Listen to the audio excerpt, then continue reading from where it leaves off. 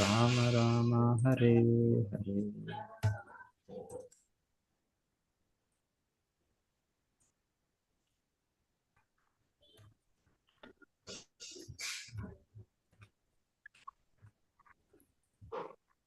ಕಚ್ಚಿನ್ನ ಕುಶಲಂ ನಾಥ ಇಂದ್ರಿಯಾರ್ಥಾರ್ಥೇ ವೇರಿನ ವ್ಯಸನಾವಾಪ ಏತಸ್ಮಿನ್ ಪತಿತಾನಾಂ ಸ್ವಕರ್ಮಭಿಃ.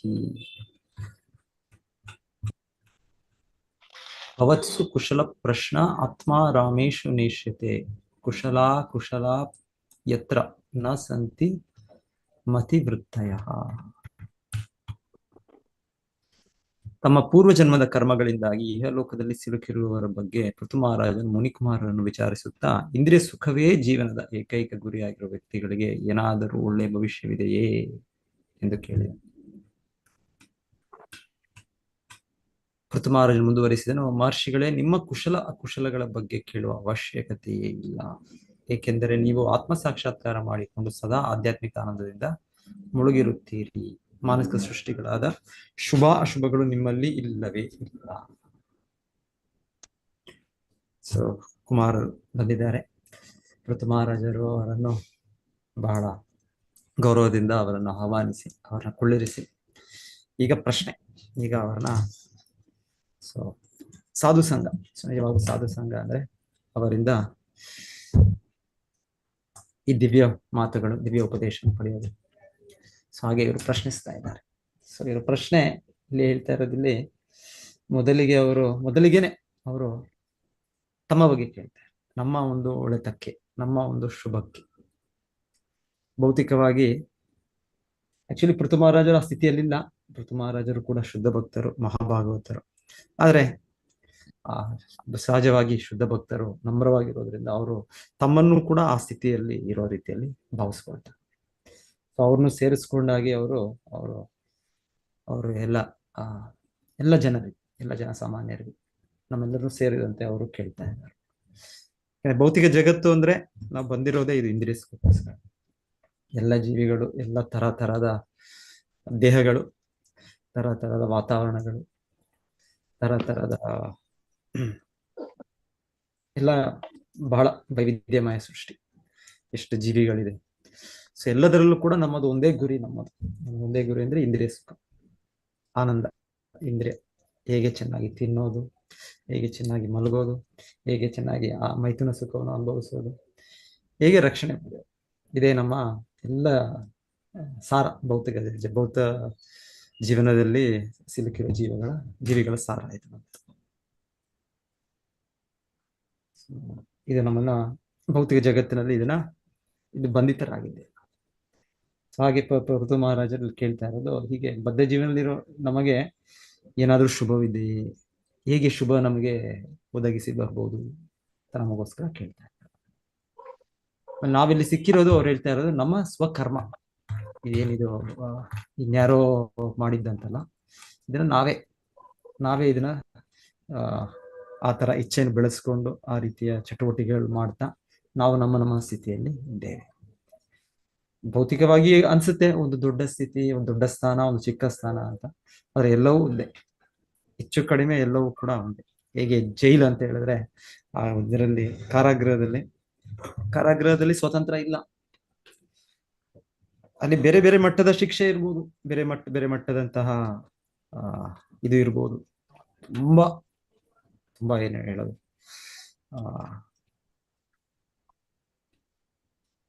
ತುಂಬಾ ಒಂದು ರೀತಿ ಆ ಚಟುವಟಿಕೆ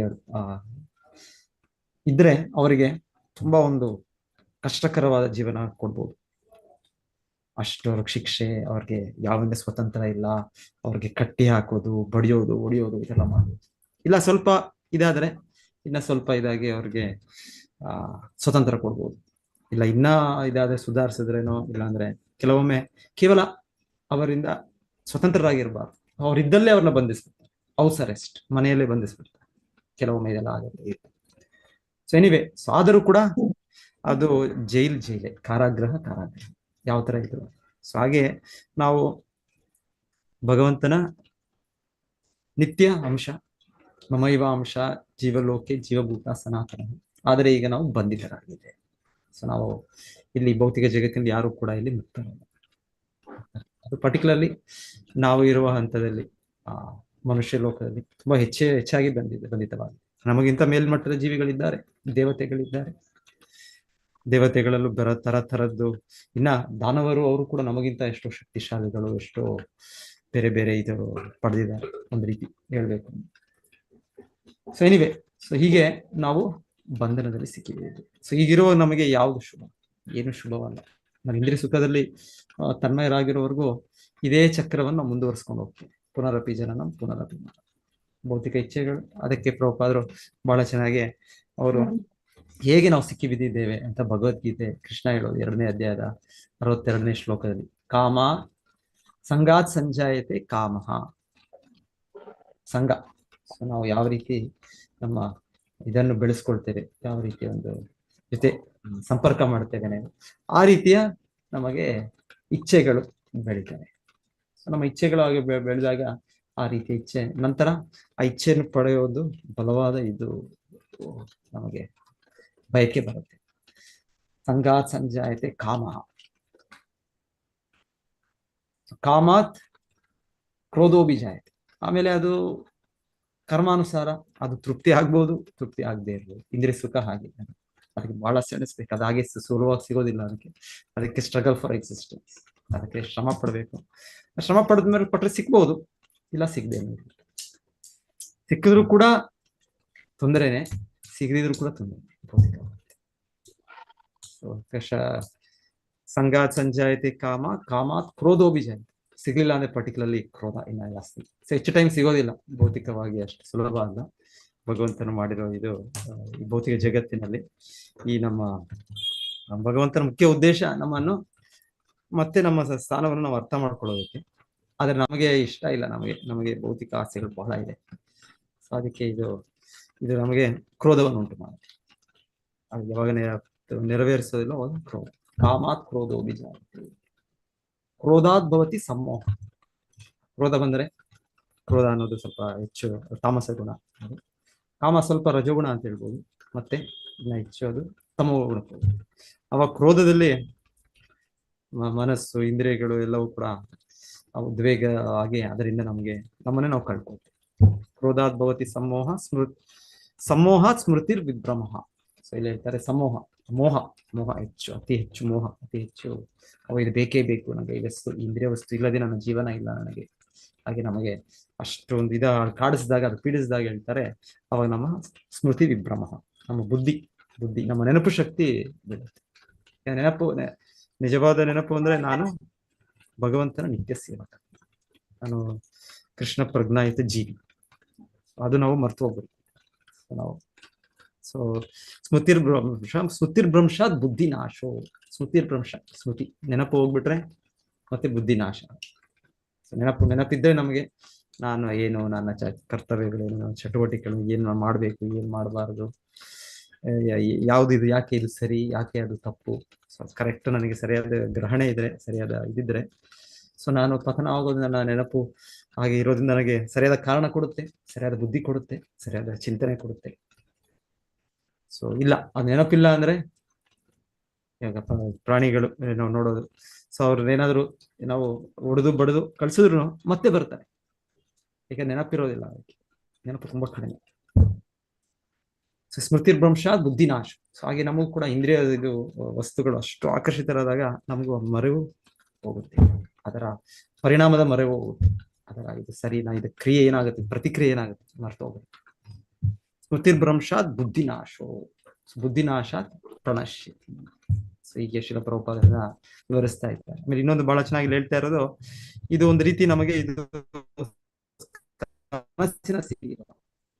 ಕನಸಿನಲ್ಲಿ ಏನೋ ಕನಸು ನಾವು ಈ ಭೌತಿಕವಾಗಿ ಕೊಡುತ್ತೆ, ಇದು ನಮಗೆ ಇದು ನಮ್ಮ ಗುರಿ ಅನ್ಕೊಳ್ಳೋದೆಲ್ಲವೂ ಕೂಡ ಇದು ಒಂದು ರೀತಿ ಕನಸಿನಲ್ಲಿ ನಾವು ಅಪೇಕ್ಷಿಸುವಂಥದ್ದು ಅಂತ ಹೇಳ್ತೇವೆ. ಸೊ ಆಕ್ಚುಲಿ ನಮಗೆ ಭಗವಂತನ ಸಂಪರ್ಕವಿಲ್ಲದೆ, ಭಗವಂತನ ಸೇವೆ ಮಾಡದೆ ನಮಗೆ ಸುಖ ಇಲ್ಲ. ಹೇಗೆ ಒಂದು ಮೀನಿಗೆ ಅದಕ್ಕೆ ನೀರಿನ ಅಸ್ತಿತ್ವ ಬಿಟ್ಟು ಬೇರೆ ಏನು ಕೊಟ್ಟರು ಅದಕ್ಕೆ ಸುಖ ಶಾಂತಿ ಅದಕ್ಕಿಲ್ಲ, ಅದೇ ರೀತಿ ನಮಗೆ ಕೃಷ್ಣ ಸಂಪರ್ಕವಿಲ್ಲದೆ, ಕೃಷ್ಣ ಸಂಬಂಧವಿಲ್ಲದೆ ಭೌತಿಕವಾಗಿ ಏನೇ ಇದ್ರೂ ಕೂಡ ನಮಗೆ ತೃಪ್ತಿ ಕೊಡೋದಿಲ್ಲ.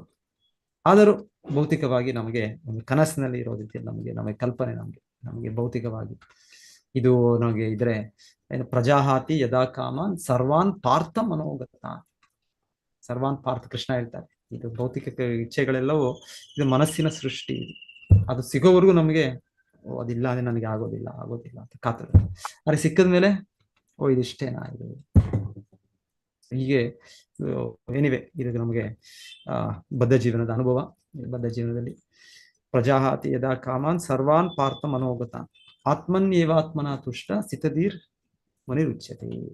ಭಗವಂತನ ಈ ರೀತಿ ಹೇಳೋದು ನಮ್ಮ ಸ್ಥಿತಿ. ಮತ್ತೆ ಕುಮಾರರಂತ ಅವರಾಗ್ಲೇ ಸಂಪೂರ್ಣ ಅನುಭವಜ್ಞರು.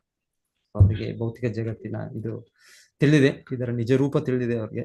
ಹಾಗೆ ಅವರು ಭೌತಿಕ ಸುಖದಿಂದ ಸಂಪೂರ್ಣವಾಗಿ ಹೊರಗಿದ್ದಾರೆ. ಅವ್ರ ಬಗ್ಗೆ ಹೇಳ್ತಾ ಇದ್ದಾರೆ, ಅವರಿಗೆ ಏನ್ ಕೇಳೋ ಪ್ರಶ್ನೆ ಇಲ್ಲ, ಅವರೆಲ್ಲವೂ ಅವ್ರಿಗೆ ಶುಭವೇ. ಸೊ ಒಂದು ಕತೆ ಕೇಳ್ತೀವಲ್ಲ ನಾವು, ಯಾರೋ ಒಬ್ಬ ಸಾಧು ಪುರುಷರು ಬಂದು ಅವರು ಬೇರೆ ಬೇರೆ ಜನರಿಗೆ ಬೇರೆ ಬೇರೆ ರೀತಿ ಆಶೀರ್ವದಿಸಿದ್ರು. ಒಬ್ಬ ಮೊದಲಿಗೆ ಅವರು ಯಾರೋ ಒಬ್ರು ರಾಜಪುತ್ರ. ಸೊ ರಾಜಪುತ್ರ ಚಿರಂಜೀವ. ರಾಜಪುತ್ರನಿಗೆ ಅವರು ಕೊಟ್ಟ ಇದು ವರ, ರಾಜಕುಮಾರನಿಗೆ, ನಿನ್ನ ಜೀವನ ತುಂಬಾ ದೊಡ್ಡ ಆಯುಷ್ಯ ಇದೆ, ನಿನ್ನ ಆಯುಷು ಇನ್ನ 100 ವರ್ಷ ಬದುಕಲಿ ಅಂತ ಹೇಳ್ತೀವಲ್ಲ, ಆ ತರ ನೀನು ಬದುಕು. ಯಾಕಂದ್ರೆ ಇಲ್ಲಿ ಹೇಳಿದಾಗೆ ಕ್ಷತ್ರಿಯರ ಜೀವನ ಸಾಮಾನ್ಯವಾಗಿ ಅಷ್ಟು ಅಧಿಕಾರ ಇದೆ, ಅಷ್ಟು ಹಣ ಇದೆ. ಸೊ ಆಗಿರುವಾಗ ನ್ಯಾಚುರಲಿ, ಸಹಜವಾಗಿ ಇಂದ್ರಿಯ ಸುಖದ ಅವಕಾಶ ಹೆಚ್ಚಿದೆ. ಅದರಲ್ಲಿ ಅವರು ಮಗ್ನರಾಗಿ ಅದರಲ್ಲಿ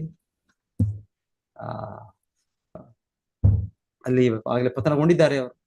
ಸೊ ಆದ್ರೆ ಇದು ಮುಗಿದ್ ಬಿಟ್ರೆ ಪರಿಣಾಮ ಸ್ಟಾರ್ಟ್ ಆಗುತ್ತೆ, ಪ್ರತಿಕ್ರಿಯೆ ಸ್ಟಾರ್ಟ್ ಆಗುತ್ತೆ. ಸೊ ಅದಕ್ಕೆ ಅವ್ರು ಹೇಳೋದವರು, ಸೊ ನೀ ಚಿರಂಜೀವ, ನೀ ಎಷ್ಟು ಇಲ್ಲಿ ಬದುಕ್ತೀಯೋ ಅಷ್ಟು ಚೆನ್ನಾಗಿ ಬದುಕು. ನೀನು ಒಳ್ಳೆ ಸ್ಥಾನದಲ್ಲಿ ಇದೆಯಾ, ಒಳ್ಳೆ ಸ್ಥಿತಿಯಲ್ಲಿ ಇದೆಯಾ, ಒಳ್ಳೆ ಗೌರವ ಎಲ್ಲ, ಇಂದ್ರಿಯ ಸುಖ. ಮುಂದೆ ಏನೂ ಗೊತ್ತಿಲ್ಲ, ನರಕದಲ್ಲಿ ನಿಂಗೆ ಹೇಗಿರುತ್ತೋ ಅನ್ನೋ ಮುಂದೆ ಜನ್ಮದಲ್ಲಿ. ಸೊ ಅದಕ್ಕೆ ಚಿರಂಜೀವಿ.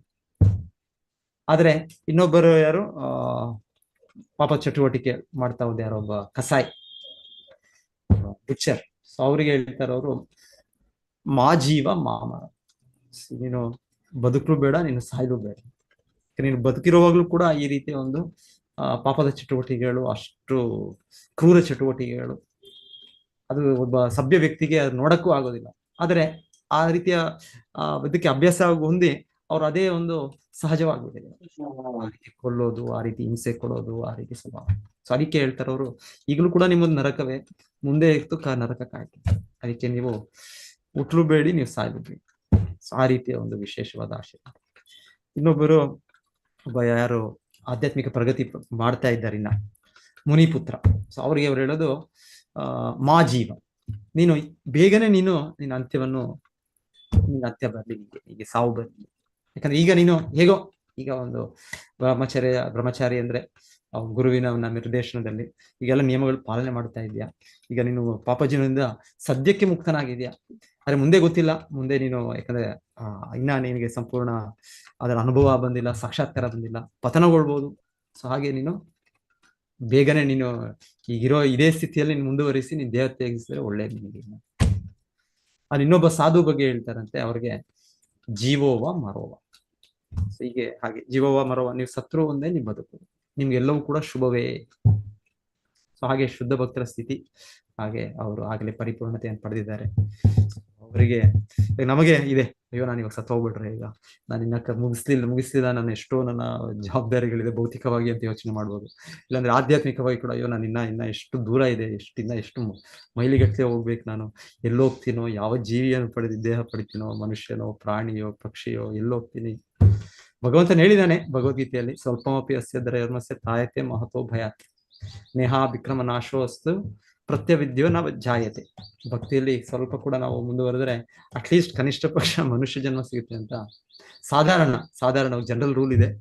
ಆದ್ರೆ ಸ್ವಲ್ಪ ಸಮಯದಲ್ಲಿ ಅದು ಕೂಡ ಬದಲಾಗ್ಬೋದು. ಆದ್ರೆ ಜನರಲಿ ಭಗವಂತನ ಹೇಳಿದ ಮಾತು 99.9 ಅದೇ. ಭರತ ಮಹಾರಾಜರ ಅಂದ ರೀತಿ ಅದು ಒಂದು ವಿಶೇಷವಾಗಿ, ಇಲ್ಲ ಅಂದ್ರೆ ಸಾಮಾನ್ಯವಾಗಿ ಭಗವಂತನ ಅಟ್ಲೀಸ್ಟ್ ಮಾನವ ಜನ್ಮ ಕೊಡ್ತಾನೆ. ಸೊ ಭಕ್ತಿ ಚಟುವಟಿಕೆಗಳು ಶುಭ, ಭಕ್ತಿ ಚಟುವಟಿಕೆಗಳು ಸ್ವಲ್ಪವೇ ಸ್ವಲ್ಪಮಪಿ ಅಸ್ಯ ಧರ್ಮಸ್ಯ ತ್ರಾಯತೆ ಮಹತೋ ಭಯ. ನಾವು ಸ್ವಲ್ಪವೇ ಸ್ವಲ್ಪ ಭಗವಂತನ ಸೇವೆ ಮಾಡೋದು, ಭಗವಂತನ ನಾಮ ಜಪ, ಹರೇ ಕೃಷ್ಣ ಕೃಷ್ಣ ಕೃಷ್ಣ ಹರೇ ಹರೇ, ಹರೇ ರಾಮ ರಾಮ ರಾಮ ಹರೇ ಹರೇ ಹರೇ. ಅದೇ ರೀತಿಯಲ್ಲಿ ಸ್ವಲ್ಪವೇ ನಾವು ಭಾಗವತ ಶ್ರವಣ, ಇತರ ಶುದ್ಧ ಭಕ್ತ ಶ್ರೀಲ ಪ್ರಭುಪಾದರ ಸಂಘದಿಂದ ಸ್ವಲ್ಪ ಜ್ಞಾನ ತಿಳ್ಕೊಳ್ತಾ ಇದೀವಿ, ಭಗವಂತರ ಬಗ್ಗೆ ಕೇಳ್ತಾ ಇದೀವಿ ನಾವು. ಸೊ ಹೀಗೆ ಭಗವಂತನ ಸೇವೆ, ಬೇರೆ ಬೇರೆ ನಾನಾ ಚಟುವಟಿಕೆಗಳು, ಭಕ್ತಿ ಸೇವೆ. ಸೊ ಅದರಿಂದ ಹೇಳ್ತಾರೆ ಸ್ವಲ್ಪವೇ ಇಂದಾನೆ ನಮಗೆ ಎಷ್ಟೋ ದೊಡ್ಡ ಅಶುಭದಿಂದ ನಮಗೆ ಅಷ್ಟು ದೊಡ್ಡ ಗಂಡಾಂತರದ ನಮಗೆ ರಕ್ಷಣೆ ಇದೆ ನಮಗೆ. ಸೊ ಇದೆ ಅಂದ್ರೆ ಮಾನವ ಜನ್ಮ ಅಟ್ಲೀಸ್ಟ್ ಸಿಗೋ ಒಂದು ಅವಕಾಶ ಇದೆ. ಇಲ್ಲ ಅಂದ್ರೆ ಭೌತಿಕ ಜಗತ್ತು ಇಲ್ಲಿ ಹೇಳಿದಾಗೆ ಪದಂ ಪದಂ ಯದ್ ವಿಪದಾನ ತೇಷ, ಹೆಜ್ಜೆಯಲ್ಲೂ ಇದು ಒಂದು ವಿಪತ್ತು, ಇದು ಕಷ್ಟಗಳು, ಕ್ಲೇಶಗಳು, ಅಪಾಯಗಳ ಸ್ಥಿತಿಯೇ. ಸೊ ಇಲ್ಲಿ ಈ ಭೌತಿಕ ಜಗತ್ತು ಅನ್ನೋದು ಇಲ್ಲಿ ದುಃಖಾಲಯಂ ಅಶಾಶ್ವತಂ, ಇದು ದುಃಖಾಲಯ, ಇದು ದುಃಖದ ಸಾಗರ, ಇದು ಈ ಜಗತ್ತು. ಶುಭ ಅನ್ನೋದಿಲ್ಲ ಇಲ್ಲಿ ಭೌತಿಕ ಜಗತ್ತಿನಲ್ಲಿ, ಭೌತಿಕವಾಗಿ ಮಾಡೋ ಚಟುವಟಿಕೆಗಳೇ ಶುಭ ಅನ್ನೋದಿಲ್ಲ. ಸೊ ಎಷ್ಟರ ಮಟ್ಟಿಗೆ ಹೇಳ್ತಾ ಇದ್ದಾರೆ ಪೃಥು ಮಹಾರಾಜರು, ರಾಜ, ದೊಡ್ಡ ರಾಜ, ಮಹಾರಾಜ, ಕ್ಷತ್ರಿಯರಾಗಿ ಅವರು ಹೇಳ್ತಾ ಇರೋದು ಎಲ್ಲಾ ನಮ್ಮ ಜೀವನವು ಅಶುಭವೇ ಒಂದು ರೀತಿಯಾಗಿ ಹೇಳ್ತಾರೆ. ಸೊ ಶ್ರೀಲ ಪ್ರಭುಪಾದ ಬಹಳ ಚೆನ್ನಾಗಿ ಹೇಳ್ತಾ ಇರೋದು ಹೀಗೆ, ಭೌತಿಕ ಜಗತ್ತಿನಲ್ಲಿ ನಾವು ಇರೋವರೆಗೂ, ಭೌತಿಕ ಗುರಿಗಳನ್ನು ಇಟ್ಕೊಂಡು ನಾವು ಭೌತಿಕ ಇಂದ್ರಿಯ ಸುಖದಲ್ಲಿ ತೊಡಗೋವರೆಗೂ ನಮ್ಮ ಜೀವನವೆಲ್ಲವೂ ಕೂಡ ಅಶುಭವೇ.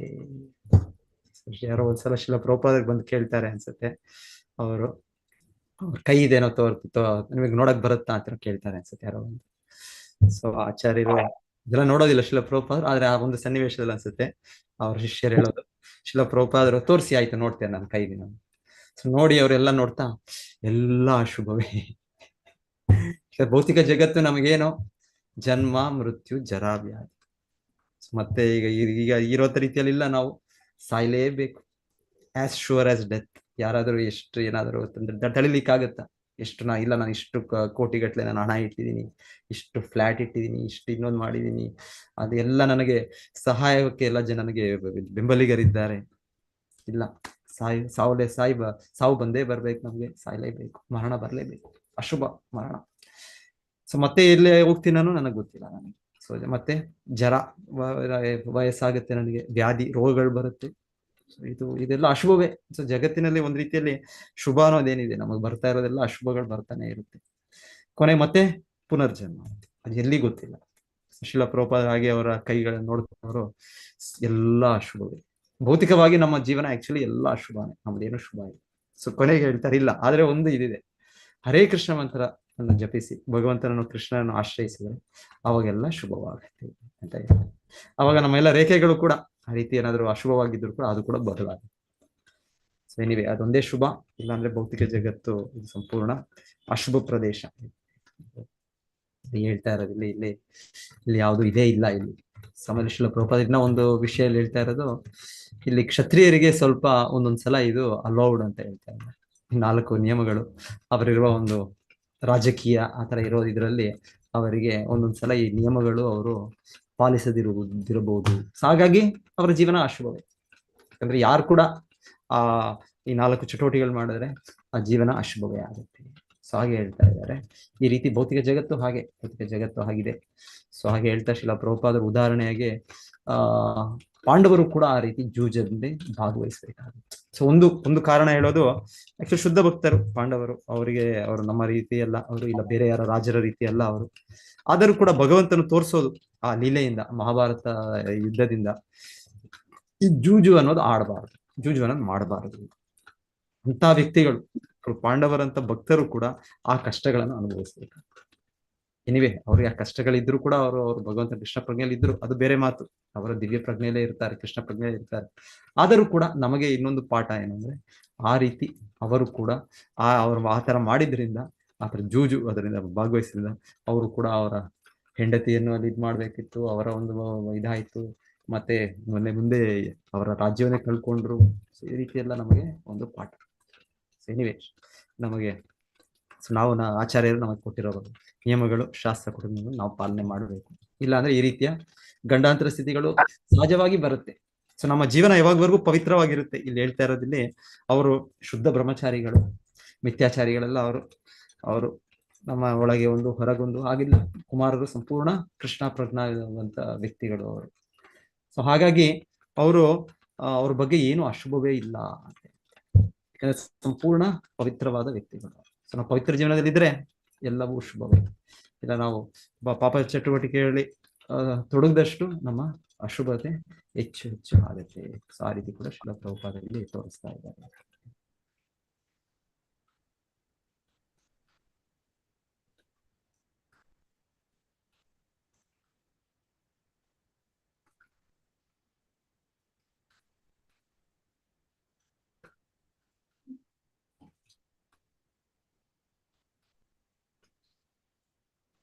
ಈ ಶ್ಲೋಕದ ಇನ್ನೊಂದು ಮುಖ್ಯವಾದ ಪದ ಸ್ವಕರ್ಮ ಭಿ ಎಂಬುದು. ತಾನು ಹಿಂದೆ ಮಾಡಿದ ಪಾಪಕರ್ಮಗಳ ಫಲವಾಗಿ ಒಬ್ಬನು ಪತಿತನಾಗುತ್ತಾನೆ.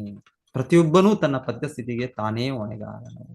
ನಮಗೆ ನಮ್ಮ ಸ್ಥಿತಿ ನಾನೇ ಹೊಣೆಗಾರ, ಇನ್ನೊಬ್ಬರು ಯಾರು ಅಲ್ಲ. ಅವ್ರು ಯಾರೋ ಮಾಡಿದ್ರು ನನಗೆ, ಇಲ್ಲ ಇನ್ನೊಬ್ಬರು ಈ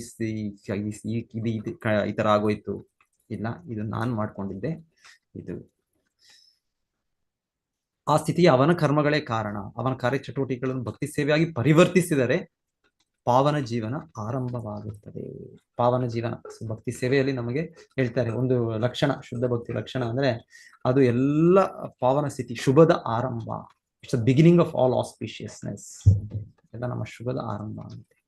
ಭಕ್ತಿ ಶುದ್ಧ ಭಕ್ತಿ ಸೇವೆ ಚಟುವಟಿಕೆಗಳು ಅದೊಂದೇ ಇಲ್ಲಿ ಭೌತಿಕ ಜಗತ್ತಿನಲ್ಲಿ ಶುಭ ಕಾರ್ಯಗಳು. ಇಲ್ಲಾಂದ್ರೆ ಎಲ್ಲವೂ ಕೂಡ ಒಂದ್ ಕಡೆ ಏನ್ ಹೇಳ್ತಾರೆ ಅನವತ್ತಂಬ ಸ್ಟಾಕರ್, ಕರ್ಮಕಾಂಡ ಜ್ಞಾನಕಾಂಡ ಸಕಲೇ ವಿಷಯರ ಭಾಂಡ ಹೇಳ್ತಾರೆ. ಧರ್ಮದ ಹೆಸರಿನಲ್ಲಿ ನಾವು ಒಂದು ವೇದದ ನಿಯಮಗಳನ್ನು ಪಾಲನೆ ಮಾಡ್ಬೋದು. ಈ ಪೂಜೆಗಳು, ಈ ದೇವತೆಯ ಆರಾಧನೆಗಳು, ಈ ಯಜ್ಞಗಳು, ಈ ದೋಷಗಳ ನಿವಾರಣೆ, ಇದೆಲ್ಲ ಒಂದು ಕರ್ಮಕಾಂಡ. ಅಂದ್ರೆ ಯಾವುದೋ ಒಂದು ಭೌತಿಕ ನಮ್ಮ ಪ್ರತಿಕ್ರಿಯೆಯನ್ನು ಹೋಗ್ಲಾಡಿಸ್ಲಿಕ್ಕೆ, ದೋಷವನ್ನು ಹೋಗ್ಲಾಡಿಸ್ಲಿಕ್ಕೆ ಆ ದೃಷ್ಟಿಯಿಂದ ಮಾಡುವ ಎಂದು ಧರ್ಮದ ಆಚರಣೆ. ಸೊ ಹೇಳ್ತಾರೆ ಅದೆಲ್ಲವೂ ಕೂಡ ವಿಷಯರ ಭಾಂಡ. ಅದೆಲ್ಲ ಕೂಡ ಈ ಕರ್ಮಕಾಂಡ ವೇದದ ಮಾತುಗಳಾಗಿದ್ರು ಕೂಡ ಇದೆಲ್ಲವೂ ಕೂಡ ಕೇವಲ ವಿಷಯ ತುಂಬಿರುವ ಒಂದು ಕೊಡಪಾನ ಇದ್ದಂಗೆ ಅಷ್ಟೇ. ಇದರೇನು ಯಾಕಂದ್ರೆ ಇದರಿಂದ ನಮ್ಗೆ ಇನ್ನ ಭೌತಿಕ ಜೀವನವೇ ಮುಂದುವರಿತಾ ಇದೆ. ತಾತ್ಕಾಲಿಕವಾಗಿ ಏನೋ ಒಂದು ಇದು ಸಿಗ್ಬೋದು, ಪರಿಹಾರ ಸಿಗ್ಬೋದು, ಆದ್ರೆ ಮತ್ತೆ ನಮಗೆ ಕಾಯ್ದಿದೆ, ಮತ್ತೆ ಮುಂದೆ ನಮಗೆ. ಯಾಕಂದ್ರೆ ಪಾಪ ಮಾಡೋ ಇಚ್ಛೆ ನಮ್ಮಲ್ಲಿ ಹೋಗಿಲ್ಲ. ಅದು ಯಾವಾಗವರೆಗೂ ಅದು ಹೋಗೋದಿಲ್ಲ, ಅದು ನಿರ್ಮೂಲ ಆಗೋದಿಲ್ಲ. ಅಷ್ಟವರೆಗೂ ನಾವು ಮತ್ತೆ ಇದು ಹೋಗ್ಲಾಡ್ಸಿದ್ರು ಈ ರೀತಿಯ ಒಂದು ಪೂಜೆ, ಈ ರೀತಿಯ ಒಂದು ಯಜ್ಞದಿಂದ ಭೌತಿಕ ನಮ್ಮ ಕರ್ಮವನ್ನು ಮತ್ತೆ ನಾವು ಆ ಚಟುವಟಿಕೆಗಳನ್ನು ಮಾಡಿ ಮತ್ತೆ ಪತನ ಆಗ್ತದೆ. ಹಾಗಾಗಿ ಅವ್ರು ಹೇಳ್ತಾರೆ ಕರ್ಮಕಾಂಡ ಜ್ಞಾನಕಾಂಡ ಸಕಲೇ ವಿಷಯರ ಭಾಂಡ ನಾನಾ ಯೋನಿ ಸದಾಫರೆ. ಅವ್ರು ಹೇಳ್ತಾರೆ ಇದನ್ನು ನಮಗೆ ಮುಂದೆ ಬೇರೆ ಬೇರೆ ಜನ್ಮಗಳಲ್ಲಿ ನಾವು ಭ್ರಮಣ ಮಾಡ್ತೇವೆ, ಬೇರೆ ಬೇರೆ ದೇಹದಲ್ಲಿ. ಮತ್ತೆ ಆ ಬೇರೆ ಬೇರೆ ಜನ್ಮದಲ್ಲಿ ನಾವು ತಿನ್ನೋದು ಕದರಿ ಭಕ್ಷಣ ಹೇಳ್ತಾರೆ. ತಿನ್ನೋದೇನಂದ್ರೆ ಅದು ತಿನ್ಬಾರ್ದು, ಆ ತರದೆಲ್ಲ ತಿಂತಾರೆ. ನಾವೇ ನೋಡ್ತೇವೆ ಪ್ರಾಣಿಯ ಜೀವನದಲ್ಲಿ ನೋಡಿದ್ರೆ ಅವರು ತಿನ್ನುವ ಅವರ ಆಹಾರಗಳು, ಅವರ ಕ್ರೂರ ಮೃಗಗಳಾಗ್ಬೋದು, ಅವ್ರು ತಿನ್ನೋದು, ಇಲ್ಲ ಅಂದ್ರೆ ಹಂದಿಗಳು ತಿನ್ನೋ ಇದು ಆಹಾರ ಆಗ್ಬೋದು, ಎಲ್ಲ ನೋಡಿದ್ರೆ ನಮಗೆ ನೋಡಕ್ಕೂ ಆಗೋದಿಲ್ಲ. ಆದರೆ ನಾವು ಕೂಡ ಆ ದೇಹವನ್ನು ಪಡೆದಾಗ ಹೇಳ್ತಾರೆ ಬಹಳ ಆನಂದದಿಂದ ನಾವು ತಿಂತೇವೆ, ಆನಂದದಿಂದ ಅದನ್ನು ಅನುಭವಿಸ್ತೇವೆ. ಅದು ಪರಮಾನ್ನ, ಪರಮ ಸುಖ. ಆ ರೀತಿ ಆ ಆಹಾರ, ಆ ರೀತಿಯ ಒಂದು ಜೀವನ. ಯಾಕಂದ್ರೆ ಹಾಗೆ ನಾವು ಪತನಗೊಂಡಿದ್ದೇವೆ, ಆತರ ಮನಸ್ಸು ಆ ರೀತಿ ಆತರ ಇಂದ್ರಿಯ ಇದರಲ್ಲಿ ಸಿಕ್ಕಿ ಬಿದ್ದಿದೆ. ಅದು ಸಿಕ್ಕಿರುವಾಗ ಅದು ಏನು ನಾವು ಏನ್ ಹೇಳೋದು ಅಂದ್ರೆ ಹೆಲ್ಪ್ಲೆಸ್, ಅಸಹಾಯಕ ಸ್ಥಿತಿಯಲ್ಲಿ ನಮ್ಮ ಜೀವನ ಅಷ್ಟು ಅಶುಭವಾಗಿ ನಡೆದು ಹೋಗುತ್ತೆ. ಸೊ ಕೇವಲ ಶುಭ ಒಂದೇ ಭಗವಂತನ ಭಕ್ತಿ ಕಾರ್ಯ, ಭಕ್ತಿ ಚಟುವಟಿಕೆ ಒಂದೇ ಶುಭ, ಬೇರೆ ಎಲ್ಲವೂ ಕೂಡ ಅಶುಭವೇ. ಹಾಗೆ ಇಲ್ಲಿ ಕುಮಾರರ ಬಗ್ಗೆ ಅವ್ರು ಹೇಳ್ತಾರೆ, ನಿಮ್ಮ ಬಗ್ಗೆ ಕೇಳೋ ಪ್ರಶ್ನೆ ಏನಿದೆ, ನೀವೆಲ್ಲವೂ ಕೂಡ ನಿಮ್ಮ ಜೀವನವು ಶುಭವೇ.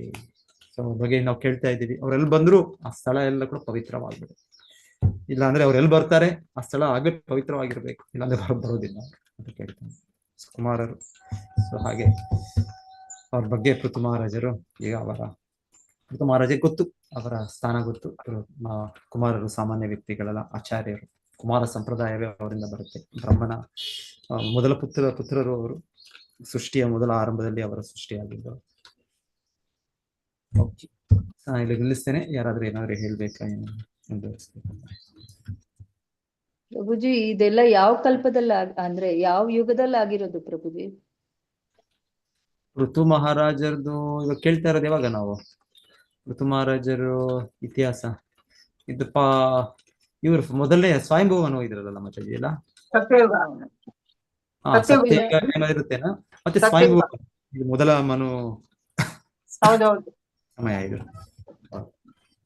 ನಾವು ಇವತ್ತು 7ನೇ ಮನು ಅವರು ಮೊದಲ ಮನು ಇರುತ್ತೆ. ಪ್ರಭುಜಿ 36 ವರ್ಷ ಅವ್ನ್ ಇದ್ ಮಾಡ್ತಾನೆ ಅಂತ ಹೇಳಿದ್ರೆ ಅವ ಸತ್ಯುಗನೇ ಆಗುತ್ತಲ್ಲ ಪ್ರಭುಜಿ. ಸತ್ಯಯುಗನೇ ಇದೆಲ್ಲ. ರಾಜ್ಯಭಾರ ಆಳ್ತಾನೆ ಅಂತ ಹೇಳಿದ್ರೆ ಸತ್ಯಯುಗನೇ ಇರುತ್ತೆ ಸಾಮಾನ್ಯ. ಆದಿರಾಜ ಅಂತ ಕೂಡ ಹೇಳ್ತಾರೆ ಅವರು. ಅವರು ರಾಜರಿಗೆ ಅವರು ಆದರ್ಶ ವ್ಯಕ್ತಿ. ಸೊ ಹಾಗೆ ಅವರು ಪ್ರಥಮ ಇದ್ರಲ್ಲೇ ಬಂದಿದ್ದಾರೆ, ಆ ಸಮಯದಲ್ಲಿ ಬಂದಿದ್ದಾರೆ. ಧ್ರುವ ಮಹಾರಾಜರ ಪೀಳಿಗೆಯಲ್ಲಿ ಬರೋದು. ಹರೇ ಕೃಷ್ಣ.